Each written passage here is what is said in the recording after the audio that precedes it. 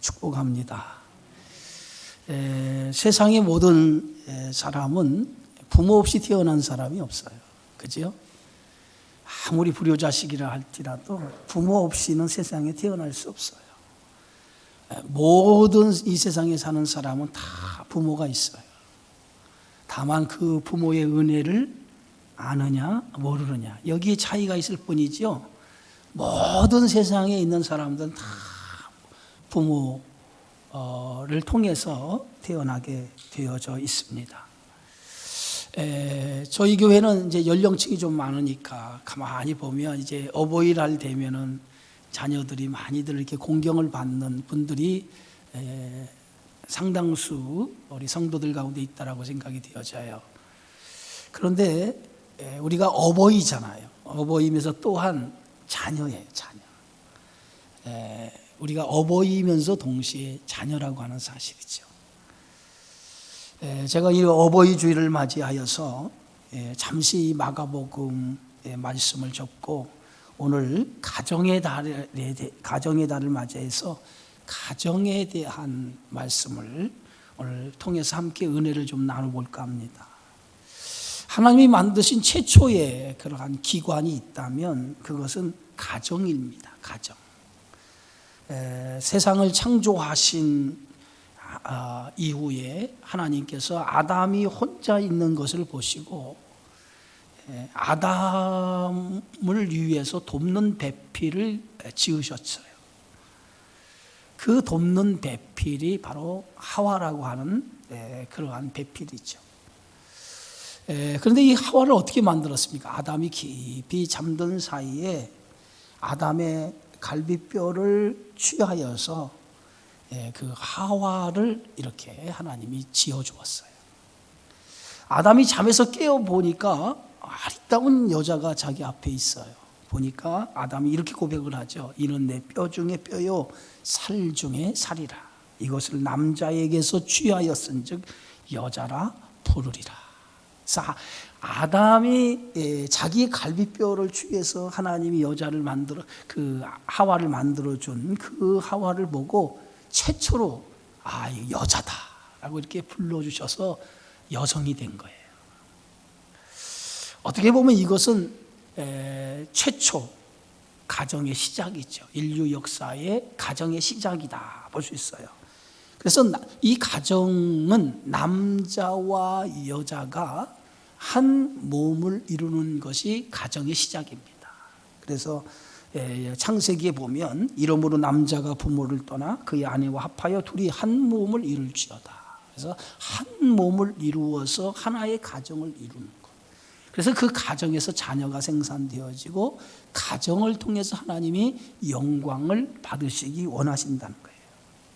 시편 127편에 보면 인생의 기초에 대해서 우리에게 말씀하고 있는데요. 여호와께서 집을 세우지 아니하시면 세우는 자의 수고가 헛되며 여호와께서 성을 지키지 아니하면 파수꾼의 깨어 있음이 헛되도다. 여호와께서 집을 세우지 아니하시면 성을 지키지 아니하면 다 헛되고 헛되다는 거예요.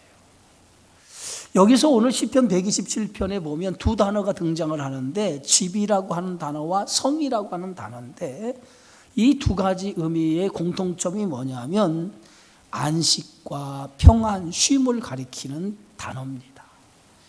여러분 하루 일과가 끝나면 우리는 어디로 향하죠?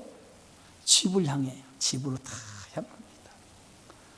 집으로 향하는 이유가 어디 있어요? 집은 안식처이기 때문에 집으로 향하는 거예요. 여러분 야구 좋아하시나요? 요즘 한참 프로야구가 시작이 되어서 10% 그 관중을 동원하면서 이제 경기를 하고 있는데 이 야구의 비밀은 뭐냐면 안타를 치고 1루를 받고 2루를 밟아도 홈으로 들어오지 않으면 점수가 안 난다는 거예요. 그래서 이 야구의 묘미는 아무튼 모든 타자들이 안타를 치든 홈으로 치든 그 홈런을 치든 홈으로 들어와야 그게 점수가 인정이 돼요. 어떻게 보면 인생이라고 볼 수 있어요. 인생. 집으로 돌아와야 돼요. 집으로 돌아와. 이것이 인생의 참된 안식처라는 거야. 그러니까 안식처인 집으로 돌아와야만이 인간은 쉼을 얻고 편안함을 가질 수 있다는 거예요. 그래서 인간의 삶은 안식을 위해서 집을 짓는 삶이다. 이렇게 생각해 볼 수 있어요. 그래서 모든 사람들이 일찍 일어나고 늦게 눕는 이유도 행복한 안식처를 마련하기 위해서 이렇게 일찍 일어나고 늦게 누우는 수고를 한다고 하는 것입니다.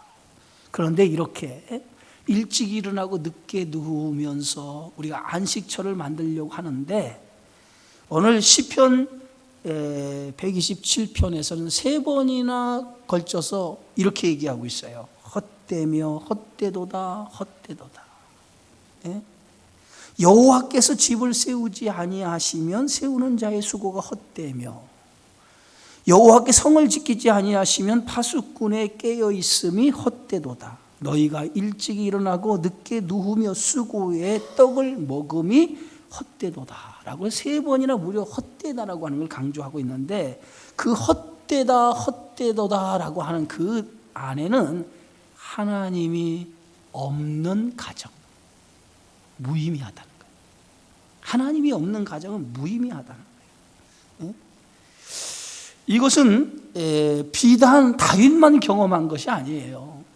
솔로몬이 그의 인생의 말년에 지은 그 책이 전도서라고 하는 책이에요.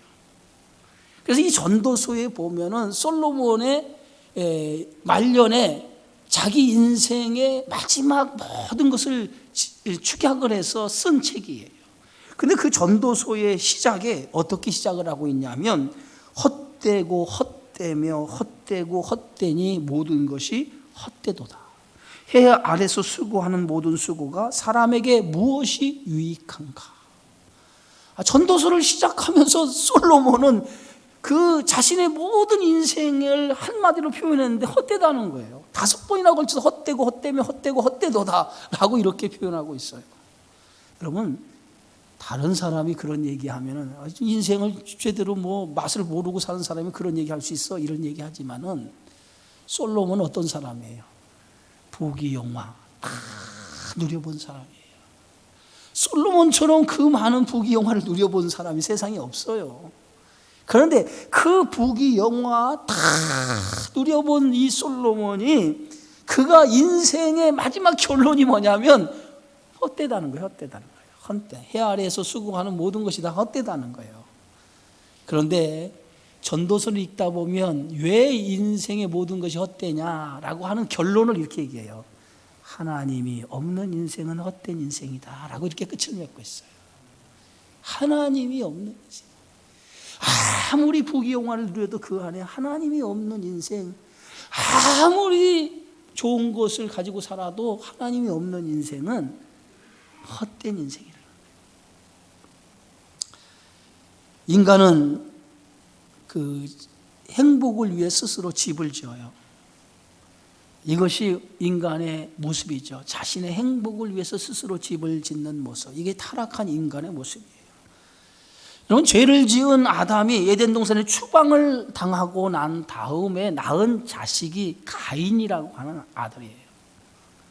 어떻게 보면 가인은 아담이 범죄해서 에덴 동산에 추방하고 낳은 아들이거든요. 죄의 씨죠. 그런데 이 가인이 어떤 아들입니까? 자기 동생 아벨을 돌로 죽인 최초의 살인자가 되었어요. 가인이 자기 동생 아벨을 돌로 죽이자 하나님께서 가인에게 혹독한 벌을 내리는데 그 혹독한 벌이 뭐냐면 창세기 4장 12절에 보니까 밭을 갈아도 땅이 다시는 그 효력을 내어주지 않을 것이고 너는 땅에서 유리하는 자가 되리라. 하나님이 이 살인을 저지르는 가인에게 주신 벌이 뭐냐? 유리하는 자가 되리라. 유리하는 자. 안식처가 없이 떠돌아다니는 삶을 살 것이라는 거예요. 그러니까 안식처가 없이 떠돌아다니는 삶을 산다라고 하는 것은 그의 인생이 얼마나 비참하겠어요. 그죠? 응?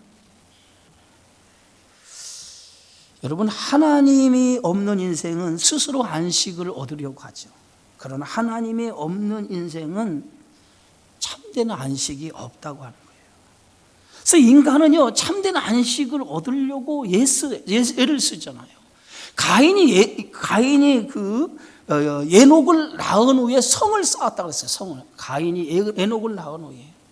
오늘 창세기 4장 17절에 보니까 아내와 동침하여 그가 임신하며 에녹을 낳은지라 가인이 성을 쌓고 그랬어요. 여기서 가인이 성을 쌓았다라고 하는 얘기는 뭐냐면 너는 너, 나는 나라고 하는 단절의 의미의 성을 쌓았다는 거죠. 다시 얘기해서 이 가인은 자신의 자신만의 세상을 만들겠다라고 하는 그런 표현으로 성을 쌓았다는 거예요. 자신만의 인생을 쌓는 것. 여러분, 이것이 행복하겠어요? 그 대표적인 예가 바벨탑 사건입니다. 이 바벨탑 사건에서 그들이 자기의 이름을 내려고 다 바벨탑을 쌓죠. 우리 창세기 11장에 보면. 근데 바벨탑을 쌓는 그들의 목적이 어디 있어요? 자기의 이름을 내려고 탑을 쌓기 신장을 해요. 이 얘기는 뒤집어 얘기하면 자신들이 이름을 낸다라고 하는 것은 자신들이 행복을 위해서라는 얘기죠. 가장 어리석은 사람이 어떤 사람입니까? 성경은 이렇게 말해요. 시편 14편에서 어리석은 자는 그 마음에 이르기를 하나님이 없다고 하는 자다. 어리석은 자가 어떤 사람이에요? 하나님이 없다라고 생각하며 살아가는 사람. 다시 말해서 인생을 자기가 주인이 되어서 살아가는 인생이 가장 어리석은 사람이라는 거예요. 사사시대의 그 배경을 보면 사사시대를 한마디로 그 사사기 21장의 마지막 장에 이렇게 결론을 맺지 않습니까? 그때 이스라엘에 왕이 없으므로 사람이 각기 자기 소견에 옳은 대로 행하였더라. 이게 사사시대의 마지막 결론이에요. 사사기에.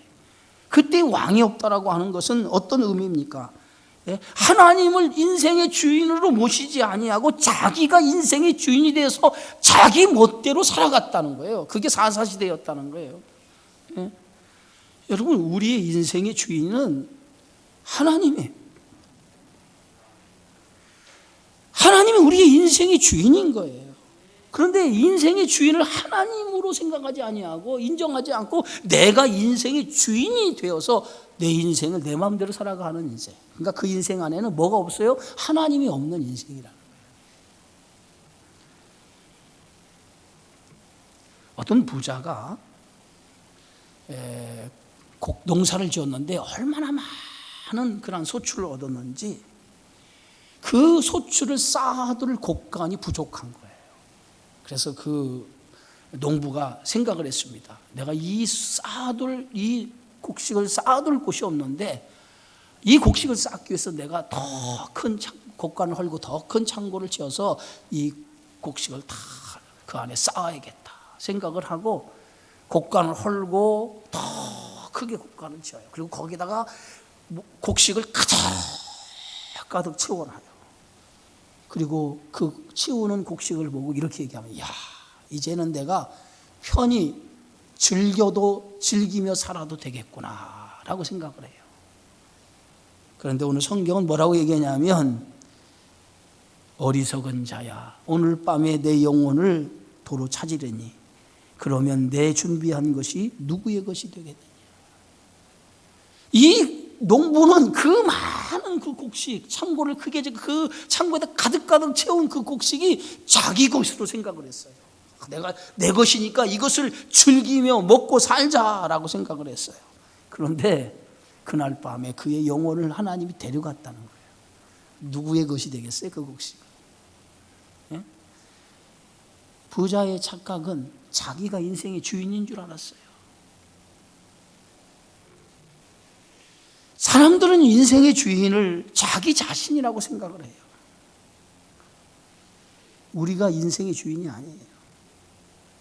여러분, 백세 인생이라고 하는 노래 아시나요?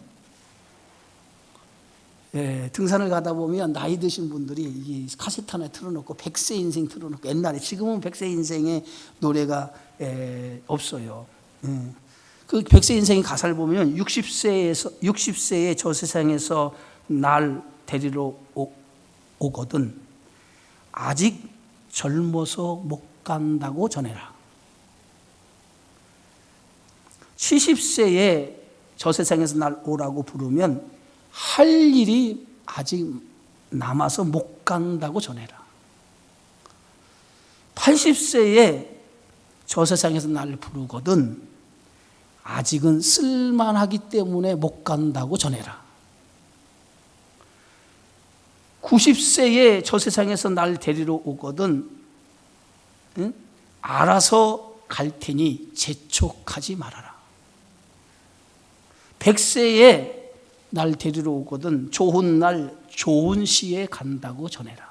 이게 100세 인생이라고 하는 노래예요, 노래. 그런데 보세요, 여러분, 오라 하는데 난 이래서 못 갑니다. 아직 내가 젊기 때문에 못 갑니다. 아직 할 일이 많아서 못 갑니다. 이렇게 할 수 있어요? 하나님이 오라 하시면 오늘이라도 우리가 아무 소리 하지 못하고 그냥 하나님이 오라 하면 갈 수밖에 없는 인생이에요. 네? 내 인생 내 것이 아니에요. 내 인생의 주인은 하나님이에요. 하나님. 믿으시기를 바랍니다. 네? 베드로 사도는 우리의 인생을 이렇게 표현하죠. 거류민과 나그네다라고 이렇게 표현합니다. 여러분, 거류민이라고 하는 것은 잠시 낯선 나라에 살다가 다시 자기의 본국으로 돌아가는 그러한 사람을 가리켜서 거류민이라고 얘기해요. 또 나그네라고 하는 말은, 나그네는 집도 없이 정처 없이 떠도는 사람을 나그네라고 얘기하잖아요. 그런데 오늘 베드로 사도는 우리의 인생이 거류민, 나그네라고 이렇게 표현하고 있어요. 그 얘기는 뭐냐면 우리의 인생은 잠시 왔다 머물다 가는 인생이라는 거예요. 잠시 왔다 머물다 가는 인생. 우리가 가야 할 본향이 있다는, 그 본향이 어디입니까? 우리 믿는 성도에게는 영원한 나라, 하나님의 나라인 줄 믿습니다. 네? 욥이 고난 가운데 깨달은 것이 하나 있는데 그게 뭐냐면 욥기서 1장에 보면 내가 모태에서 알몸으로 나왔다는 거예요. 알몸으로 나왔다. 그래서 알몸으로 돌아간다는 거예요. 인생은 알몸으로 나왔다, 알몸으로 돌아가는 거예요. 여러분 태어날 때 뭐 가지고 나온 거 있어요? 하나도 없어요. 갈 때 가지고 가실 겁니까? 예전에는 염을 할 때 보면, 지금은 이제 염이 많이 바뀌었더라고요. 근데 이제 옛날에 염을 하다 보면 시신에다가 노잣돈을 꼭 집어넣어 줘야 된다고 하더라고요. 그래서 그 노잣돈을 가지고 가야 좋은 데 간대요. 여러분, 그거 다 쓸데없는 거예요. 쓸데없는 거. 여러분, 죽으면 아무것도 가지고 가는 게 없어요. 응? 그래서 욥은 이렇게 고백합니다.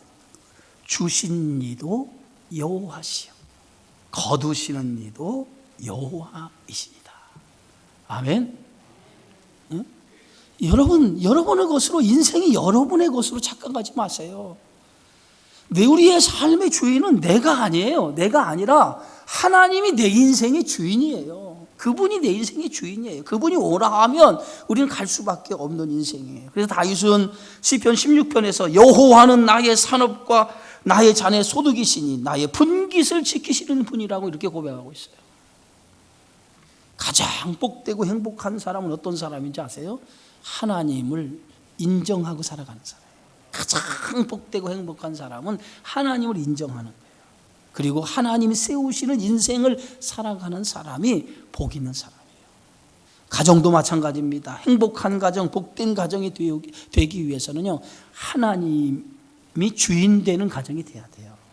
여러분이 주인 되는 게 아니라 하나님이 주인이 되는 가정, 그런 가정을 만드시기를 주의 이름으로 축원합니다. 여러분, 가정에서도 질서가 있어요. 그 질서 가운데 첫 번째가 뭐냐면 부모에게 순종하는 것이라고 말하고 있어요. 그래서 에베소서 6장 1절에 보면 자녀들아 주 안에서 너희 부모에게 순종하라 하고 이것이 옳으니라 라고 말했어요. 이것이 옳으니라. 여러분, 부모를 순종하라, 이 공경하라고 하는 말과 같은데, 부모를 공경하라고 하는 말은 부모를 비중 있게 대하라는 거예요. 비중 있게. 다시 얘기해서 비중 있게 대하라고 하는 것은 부모를 중요하게 생각하라는 거예요. 부모를 중요하게 생각하라는 거예요. 요즘에 보면 우리나라가 동방예의지국이라고 하는데 이 나이 드신 분을 섬기는 것이 굉장히 약해졌어요. 그죠? 예전에는 그렇지 않은데 요새는 그래요. 제가 엊그저께 뉴스를 보니까 70대의 그 택시를 운전하고 있는 그 기사분이 젊은 20대 그 청년에게 구타를 당하는 장면이 동영상에 나오더라고요. 그런데 그 청년이 아주 건장한 청년이에요. 건장한 청년이 그 70대 분을 차에 그 택시에서 내려서 막 구타를 하는 거예요. 이유도 없이 그 기사를 구타한 거예요. 그래서 지금 법에서 지금 제재를 받고 있는데, 여러분 세상에 이런 일이 있어요. 지금 젊은 사람들이 나이 든 사람한테 욕하는 건 아무것도 아니에요. 그 얘기는 뭐냐면 내 부모만 부모가 아니라 우리의 이웃 다 내 부모예요. 어르신은 다 내 부모만 어른이 아니라 다 나이 드신 분은 다 어르신이에요. 그런 생각을 가지고 우리가 살아야 돼요. 그게 부모를 공경하는 마음이에요. 공경이라고 하는 말을 티마라고 하는데 이 말은 높이 사랑하라는 거예요. 낮춰 사랑하지 말고 높이 사랑하라. 부모를 중요하게 여기고 부모를 높이 사랑하라는 거예요. 10계명의 1계명, 4계명까지는 하나님에 관한 계명이에요. 너는 나 외에 다른 신을 내게 두지 말라. 너를 위하여 새긴 우상을 만들지 말라. 너는 내 하나님 여호와의 이름을 망령되게 부르지 말라. 안식일을 기억하여 거룩하게 지켜라. 이것이 10계명의 4계명의 계명이거든요. 근데 5번째 계명이 어떤 계명이냐면 내 부모를 공경하라 그랬어요. 그런데 오늘 예배소서에 보면 내 부모를 공경하라, 이 공경하라고 하는 이 공경을 뭐라고 하냐, 약속 있는 첫 계명이니 그랬어요. 첫 계명이라는 거, 첫 계명. 하나님을 공경하는 거 다음에 첫 계명이 뭐냐면 내 부모를 공경하라는 거예요. 이것은 부모 공경은 하나님과 같은 것이라는 거예요. 어찌 보면 보이는 부모를 공경하지 않으면서 보이지 아니하는 하나님을 사랑할 수 있어요? 부모를 공경한다라고 하는 것은 보이지 아니하는 하나님을 사랑하는 것과 같다는 거예요, 성경에서는. 그런데 우리가 믿는 성도들 가운데도 이 부모를 공경하지 아니하는 그런 갈등이 많은 가정들이 있어요. 여러분, 부모를 공경하시기 바랍니다. 저는 이게 나이 드신 분들이 오래 살 것 같지 그렇지 않아요. 여기 우리 성도들 가운데도 함께 신앙생활을 했던 분들 중에 먼저 세상을 떠나신 분들 많이 있잖아요. 제가 5월 달이 되면 늘 기억을 해요. 늘 그분들의 생각을 하고. 여러분, 우리 교회 안에 어르신들이 있다면 젊은 분들 자기 부모처럼 생각하고 잘 공경하시기 바랍니다. 잘 공경해 주세요. 시편 128편에 보면 여호와를 경외하며 그 길을 걷는 자가 복이 있다 그랬어요. 길은요, 그 사람이 살아가는 삶의 방식을 가리켜서 길이라고 얘기합니다. 그 사람이 어떤 삶을 살아가느냐라고 하는 그 성경은 길이라고 하는 단어로 표현하고 있어요. 근데 여호와를 경외하는 거, 근데 그것이 뭐냐? 그 사람이 살아가는 삶의 방식이라는 거예요. 여호와를 경외하는 삶의 방식을 가지고 살아가는 사람은 복 있는 사람이라는 거예요. 그래서 행복한 가정은 여호와를 경외하는 거예요. 그래서 여호와를 그 가정의 주인으로 놓고 살아가는, 그래서 삶의 방식이 여호와 하나님이 가정의 주인이 되어서 살아가는 가정이 바로 행복한 가정이고 복 있는 가정이 되어진다라고 성경은 말하고 있어요. 또 하나는 시편 128편에 뭐냐, 하나님을 경외하는 자에게 주시는 축복이 뭐냐면 내가 내 손이 수고한 대로 먹을 것이라, 내가 복되고 형통하리로다 그랬어요. 여러분, 인생에서 여러분 수고하고 땀 흘리고 노력하는 것은 누구나 다 수고하고 땀 흘리고 노력을 해요. 그런데 그 수고하고 땀 흘리고 노력한 것을 거두어서 그것을 내 것으로 누리고 살아가는 사람이 얼마나 되겠어요? 쉬운 것 같지만은 그렇지 않아요. 그런데 하나님을 경외하는 자에게 주시는 축복이 뭐냐면 자기가 땀 흘리고 수고하고 노력하는 것을 자기 목도로 하나님께서 축복해 주겠다는 거예요. 여러분, 이삭이 이방 땅이 이 블레셋 땅에 가서 농사를 지었어요. 근데 원래 이삭은 농사 짓는 사람이 아니야. 유목민이야. 가축을 기르던 사람이에요. 그런데 이삭이 블레셋 땅에 가서 농사를 지었는데 그의 농사의 결실을 얻었는데 100배의 결실을 얻었다는 거예요. 예? 농사를 처음 지었는데 100배의 결실을 얻은 거예요. 근데 그 100배의 결실을 누가 줬어요? 하나님이 준 거예요. 하나님이. 그를 복 있게 만든 거예요. 또 이삭이 그것으로 끝나지 않고 가는 곳곳마다 우물을 팔아요. 우물. 여러분, 중동 지방은 물이 참 귀한 지역이에요. 물이 귀한 지역인데, 그런데 그 귀한 지역에서 이삭이 가는 곳곳마다 우물을 파는데 그 우물에서 물이 막 나왔다는 거예요. 이게 우연이에요? 하나님이 복을 준 거예요. 그가 하나님을 인생의 주인으로 모시고 사니까. 우리가 잘 아는 것처럼 100세에 아브라함이 이삭을 바치잖아요. 근데 이삭이 순종하지 않았으면 이삭이 어떻게 제물이 될 수 있어요? 이런 순종의 믿음을 가졌기 때문에 하나님께서 이삭의 인생에 복을 줘서 형통케 하신 거예요. 그래서 그가 가는 곳곳마다 하나님 주시는 놀라운 축복의 역사를 이룰 수 있도록 인도해 주셨다라고 하는 거예요. 마지막으로 하나님을 경외하는 자에게 주시는 복이 뭐예요? 평강의 복이에요. 평강. 복 중에서 최고의 복이 평강이라고 하는 복입니다. 예? 여러분, 오늘 8절에 보니까 내 자식의 자식을 볼지어다 이스라엘에게 평강이 있을지어다 했어요. 평강이 있을지어다. 평강의 복. 인류의 불행은요, 이 평강, 안식이 깨어진 데서부터 인류의 불행이 찾아온 거예요. 그런데 하나님 안에, 하나님을 인생의 주인으로 모시고 살아가는 사람에게는 평강이 있다는 거예요. 평강. 예? 평강의 복은 안식의 복이 아니에요. 환경에서 오는 것이 아니라 어디 안에 있느냐, 어디 안에 네가 머무르고 있느냐라고 하는 것이 평강이라고 하는 복이라는 거예요. 복. 하나님 안에 집을 짓고 하나님 안에 거하는 가정이 평안의 복을 얻게 되어진다는 거예요. 요즘에 보면 돈이 많다라고 평안한 건 아니더라고요. 그죠? 돈이 많다고 해서 평안한 게 아니에요. 평안은 하나님이 주셔야 되는 거더라고요. 여러분 봐요.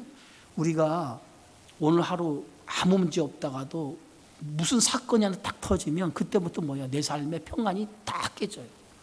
삶의 그 살아가는 흐름이 딱 끊어져 버려요. 그런데 여러분의 삶에 아무 문제 일어나지 않고 평안하게 하루하루 보낸다라고 하는 것은 하나님이 여러분을 지키시고 인도해 주시는 복이에요. 뭐 대단한 것이 하나님의 축복이라고 생각하지 말고 아무 일 없이 하루하루 무사하게 살아가는 것, 하나님 주신 평강의 복을 누리고 있다라고 하는 것을 믿으시기를 주의 이름으로 축원합니다.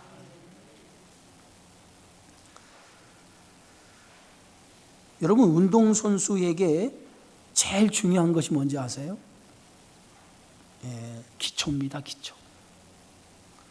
기초가 되어 있지 않으면 좋은 운동선수가 될 수가 없어요. 가정도 마찬가지예요. 기초가 제대로 되어져 있는 가정이 돼야 좋은 가정, 행복한 가정이 될 수 있어요. NBA 농구 선수 가운데에 골든스테이트에 그 스테판 커리라고 하는 친구가 있어요. 여러분 아시나요? 농구 좋아하시는 분? 모르겠어요. 저는 이제 스포츠를 많이 좋아하기 때문에 웬만한 스포츠에서 선수 이름은 다 아는데, 이 스테판 커리는 아주 큰 키도 아니에요. 그런데 이 친구는 장점이 뭐냐면 슛에 대한 장점이 있어요. 근데 어떤 슛의 장점은 3점 슛에 대한 장점이 있어요. 3점 슛. 그 친구는요, 그 하프라인에서 던져도 3점 슛이 들어가요. 그 멀리서도 들어가는데. 던졌다 하면 3점 슛이 들어가는 거야. 그런데 그가 그냥 편안한 상태로 던지면 누구든지 들어갈 수 있잖아요. 그런데 편안한 상태를 놔두잖아요. 워낙 골을 잘 들어가니까 아주 밀착 경기를 해가지고 그 친구가 슛을 못 던지게 만들어요. 근데 뒤로 넘어지면서 던지면 들어가. 그래서 제가 농구 선수 가운데 저 사람처럼 잘 드는 사람 없다라고 생각할 정도의 사람이 스테판 커리예요. 그런데 여러분, 그가 이렇게 슛을 던지면 들어갔을 정도가 그냥 된 것 같아요. 그냥 되지 않았을 거예요. 수없이 슛 동작에 연습을 했을 거예요. 기초훈련을 많이 하고 그 기초훈련을 통해서 슛을 수없이 던졌을 거예요. 그 수없이 던지는 그 가운데에 그것이 자기의 뭐가 되냐면 실력이 되는 거예요. 기초가 잘 된 거죠. 또 하나, 여러분, 요즘 프로야구가 한참 유행이에요. 근데 투수가 포수 거기 앉아있는 거리가 여러분 몇 미터인지 아세요? 18.44m예요. 18.44m. 투수가 공을 던지는 그 마운드에서 포수가 앉아있는 그 거리가 18.44m인데 거기 약간 투수는 높은 언덕에서 공을 던지잖아요.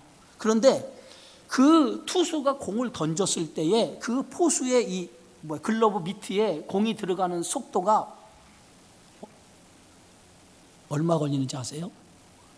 0.3초. 눈 한번 깜짝해 보세요. 눈 한번 깜짝해 보시라. 0.3초 안에 그 투수 밑에 그 공을 던지면, 투수가 공을 던지면 0.3초 안에 공이 들어와요. 그런데 이 타자가 0.3초 안에 들어오는 그 공을 방망이로 때려야 돼.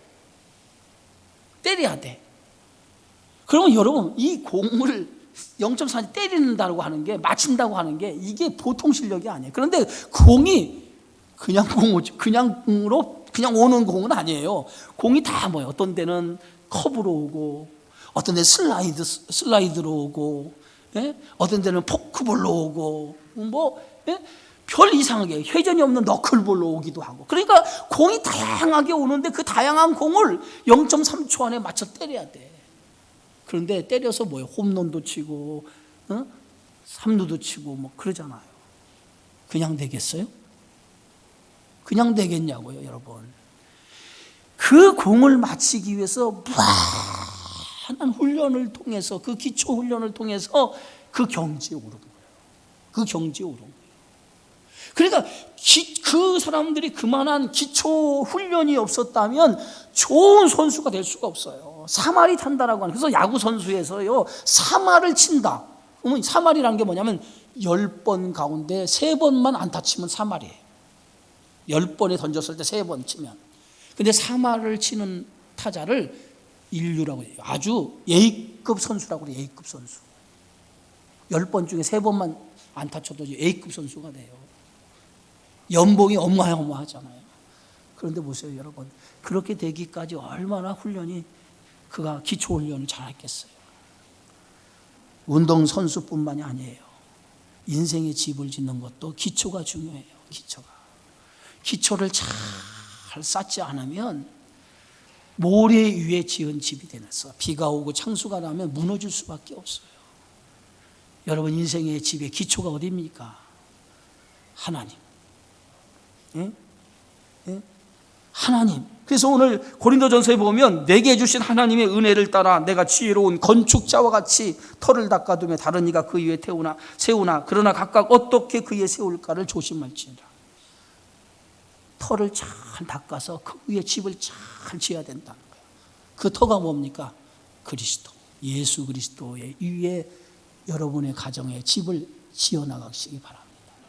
그럴 때만이 그 가정이 든든한 가정이고 그 가정이 하나님 평강의 복을 누리는 가정이 되어지는 줄 믿습니다. 5월 가정의 달을 맞이해서 우리 주님의 교회 모든 성도들의 가정이 주님의 다스림과 통치 속에서 주님이 주시는 그러한 평안을 누리고 주님 안에서 건강하게 세워져가는 가정들이 되어지기를 주의 이름으로 축원합니다. 기도하겠습니다. 주의 은혜 고맙습니다. 오늘도 생명의 말씀을 통해서 가정의 소중함과 우리가 가정의 기초가 어딘가를 깨닫게 해주심을 감사드립니다. 우리가 세상의 것 위에 집을 짓지 않게 하시고 오직 하나님 안에 집을 세워 그것을 통해서 하나님 주시는 복을 누리고 형통한 모든 주의 백성들의 가정이 될 수 있도록 인도해 주시옵소서. 예수님의 이름으로 기도하옵나이다. 아멘.